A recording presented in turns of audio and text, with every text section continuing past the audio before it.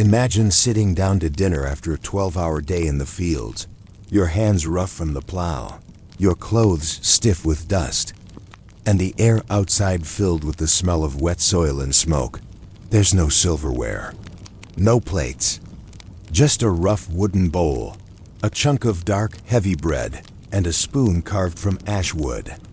The stew in front of you isn't fancy, it's yesterday's pottage, boiled again and stretched thin with water.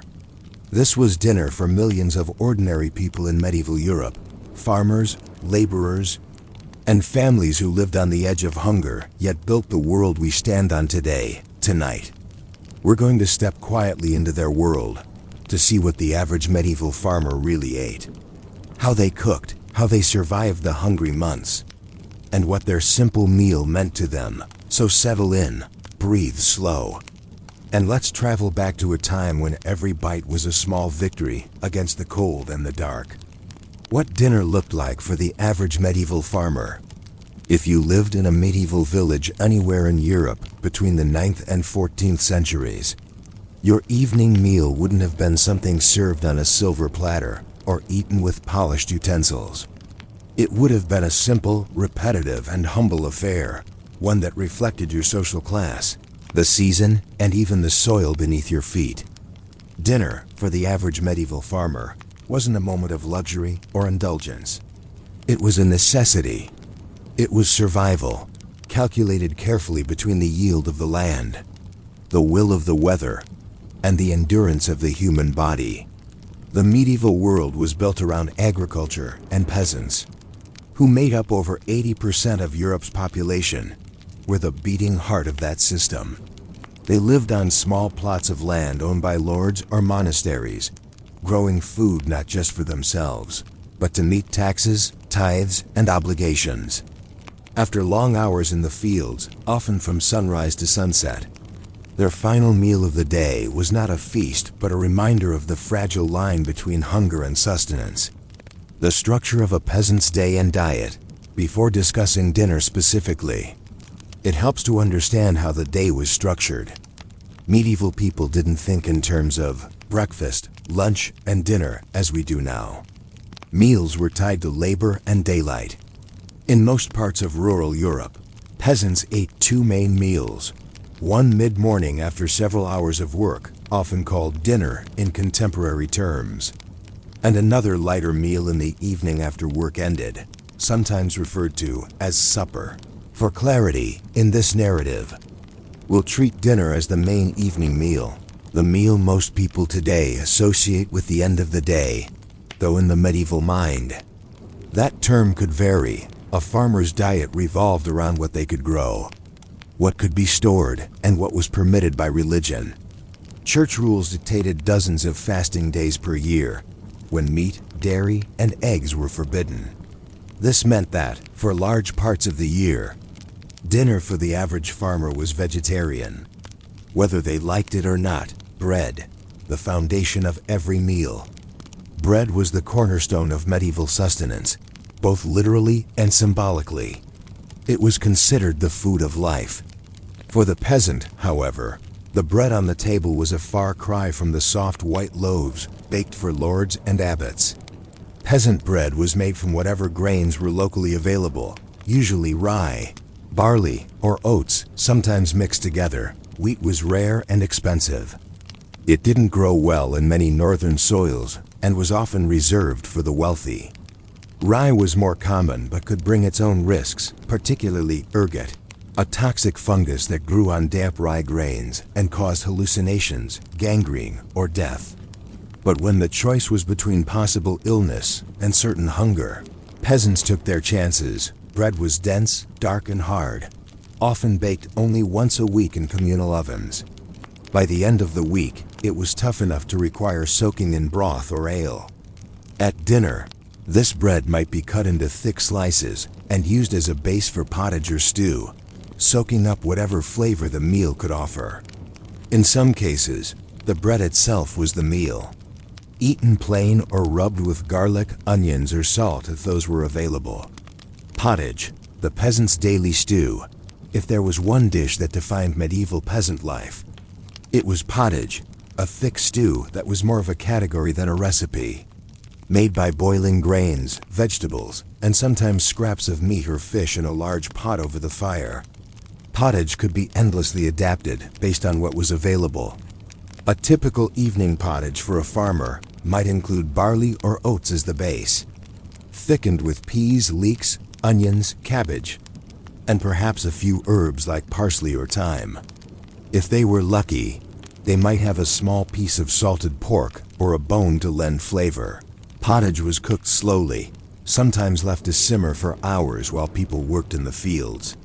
It wasn't uncommon for peasants to add to the same pot day after day, creating a continuous meal that changed slightly depending on what ingredients were thrown in.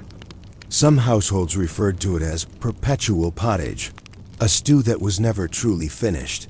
At the end of a long day, the family gathered around the hearth. The pottage pot, suspended on a hook over the fire, was ladled into wooden bowls. Bread might be dipped into it, and everyone would eat with spoons, or more often, with their hands. There were no individual portions. People ate from shared bowls, and the best bits might go to the head of the household first. Vegetables, legumes, and flavorings. The variety of vegetables depended heavily on the season. In summer, peasants had access to fresh greens, cabbage, leeks, onions, garlic, and turnips. In winter, preserved or dried foods took over. Beans, lentils, and dried peas formed the bulk of the diet. Root vegetables like parsnips and carrots, often white or purple in medieval varieties, stored well and appeared frequently in the pot. Flavor was limited, but not absent. Salt was precious and often controlled by landlords or monasteries, so it was used sparingly. Herbs like sage, dill, and mustard seed added subtle aroma, while vinegar or sour ale was used for tanginess. A few areas with access to trade routes might have enjoyed imported spices such as pepper, cinnamon, or cloves, but for most farmers, those were exotic luxuries they never even saw. The absence of flavor wasn't necessarily seen as deprivation, it was simply normal. Meals were meant to sustain, not to delight. To modern palates, these meals might seem bland or monotonous. But to a 13th century villager, they represented the rhythm of daily life and the direct relationship between human labor and nourishment. Dairy, eggs, and protein for many medieval farmers. Animals were too valuable to slaughter casually. Cows, goats, and sheep provided milk, which could be turned into butter or cheese. Chickens and ducks were kept for eggs more than meat. At dinner, a small piece of cheese might accompany the bread, especially in the summer months when milk production was high. Cheese was often hard and salted for preservation. Soft cheeses were consumed quickly or traded in local markets. Eggs, when available, were boiled or mixed into pottage, but they were often reserved for special occasions or church holidays. Meat appeared rarely, mostly pork, because pigs were inexpensive to feed and could forage for themselves in the woods. When a pig was slaughtered, nothing was wasted. The meat was salted and hung to dry. The fat was rendered into lard, and even the blood might be turned into pudding. Fish was more common, especially in regions near rivers or the coast. It was also essential for religious fasting days when meat was forbidden.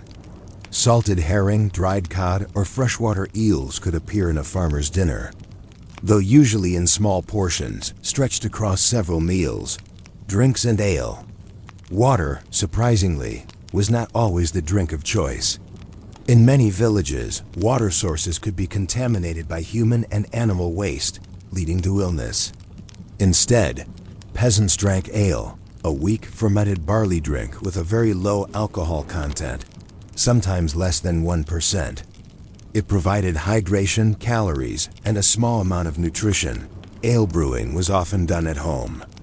Women, called alewives, were responsible for brewing and managing the household supply. A jug of ale was almost always present at dinner, poured into simple wooden or pottery cups. In areas with access to apples or honey, cider and mead were occasional alternatives, though less common among the poor. Wine was reserved for the clergy and nobility. The social and spiritual side of dinner. Dinner wasn't just about eating. It was a ritual of daily life and faith. Even in humble cottages, meals often began with a short prayer or blessing, thanking God for the food provided.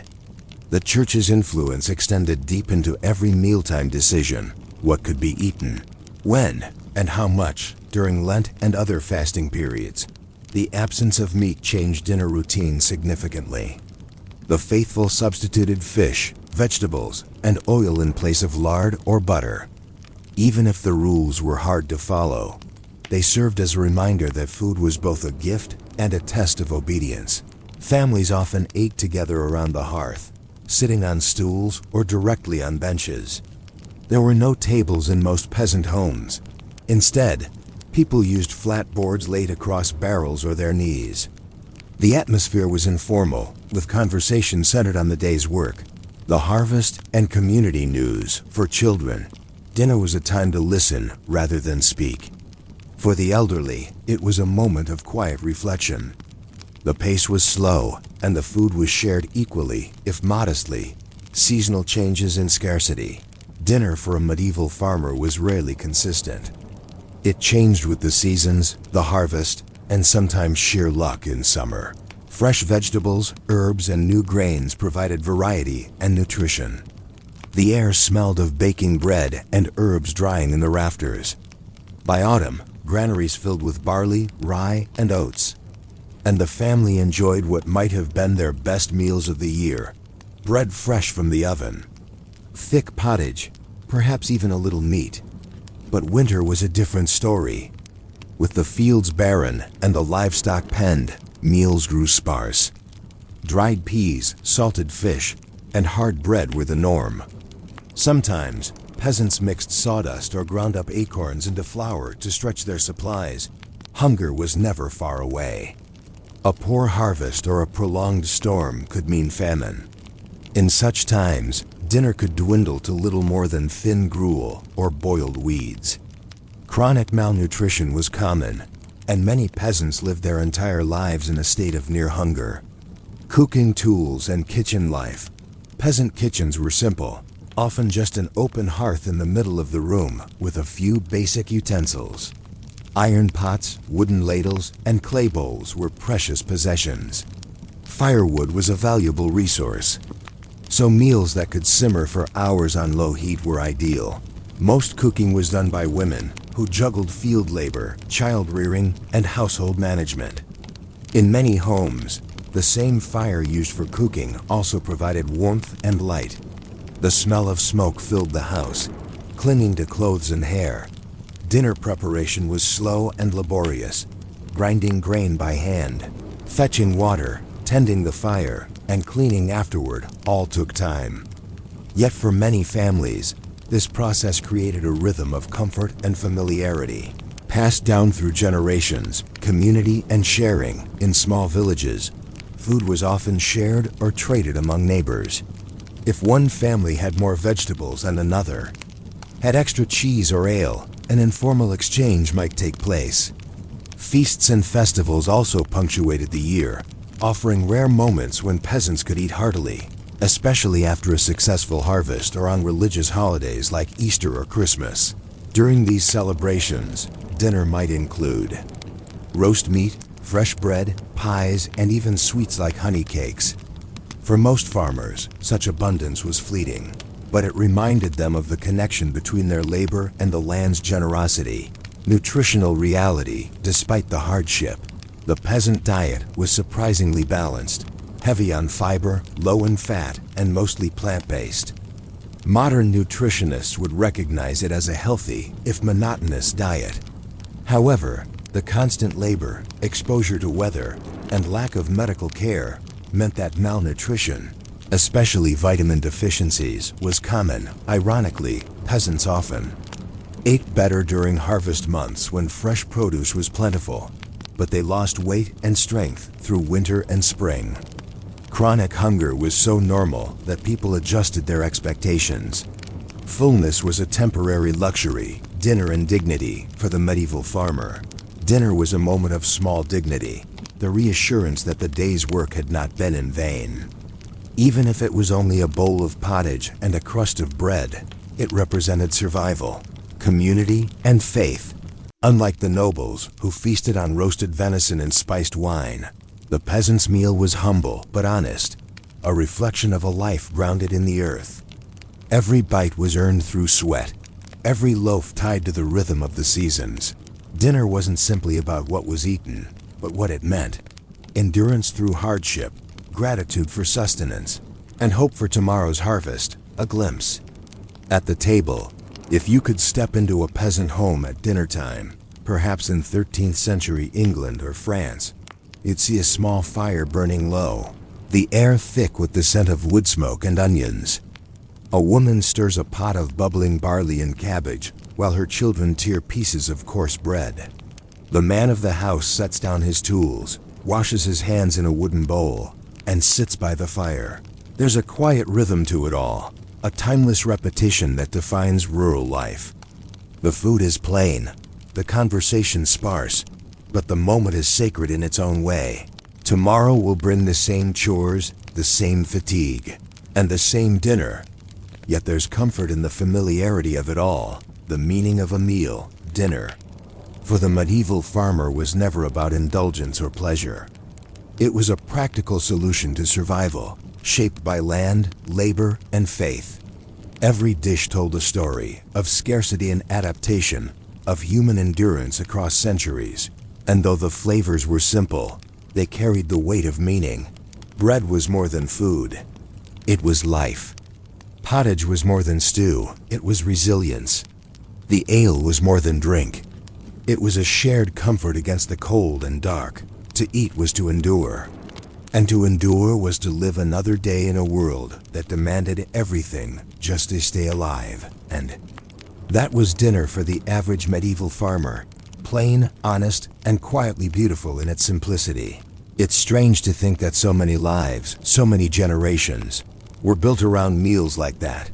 A bowl of pottage, a crust of bread, and a shared moment of warmth before the fire faded to embers. If you're still here, thank you for listening. For slowing down with me tonight. This is Quiet, Boring Sleep, where history moves at the pace of candlelight, calm, slow, and just a little bit sleepy. If you enjoyed drifting through the past with me, I'd be grateful if you'd like this video, subscribe, and maybe even leave a quiet comment below. It helps this small channel grow, and it means we can keep uncovering more of history's forgotten, peaceful corners together. Sleep well, and until next time, good night.